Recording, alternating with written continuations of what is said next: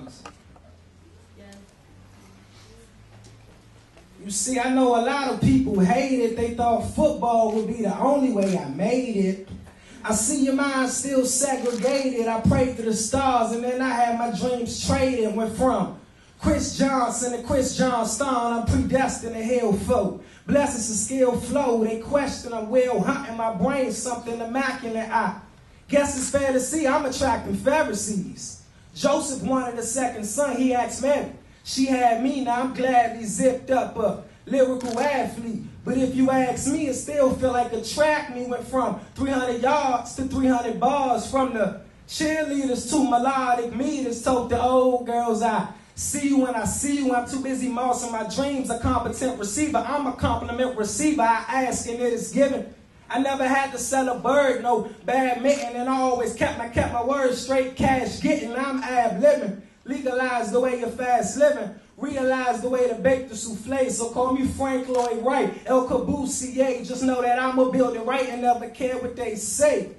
When I was young, I used to architect it with the Legos. I promised my mother she had a house in Barbados when I was 18. I realized the powers of my thoughts. It brought me back to the dark nights that I used to have, where negativity would pile up like commodities, and some nights was hard to sleep. I wasn't a Heath Ledger. My mother raised me better, taught me to write letters that Jesus and poof, Satan would disappear, drowning in my tears. No more fears for a couple of years. Then I realized repentance was really psychological. That's why asking for forgiveness is optional. So I took the option to do the impossible. That's why Daniel Briggs trying to interview my crew, rolling through life in allegory, telling my story to young minorities who less fortunate. Told them we are alchemists and life's a gift. So rub your own Aladdin's lamp and take your pick.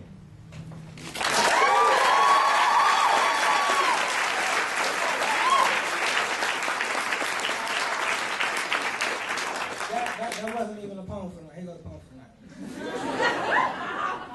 Alright, so I put my heart in my wallet. Through all that, she always kept me sane.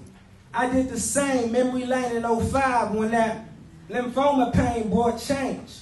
It wasn't a coma, but things in our life started to change. It was Hodgkin's to be exact. Pray that a doctor from John Hopkins would hop in. But we ain't have enough change to proceed. Ended up at Walter Reed, luckily because of my father's military deeds. He was a chief naval quartermaster. I thank God for his water chapters because we didn't have to move backwards. I was only 11 when I caught the news.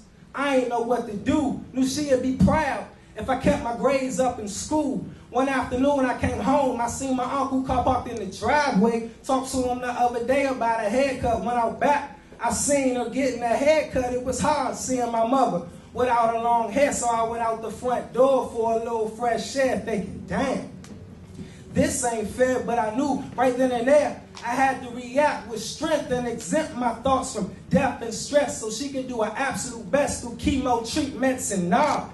I ain't no Black Panther, but I stayed strong like Newton when she caught cancer. You see, these physical laws often get involved. That inertia can curse you unless you dissolve it with the faith. And that's why to this day I see the beautiful smile on her face. Thank you.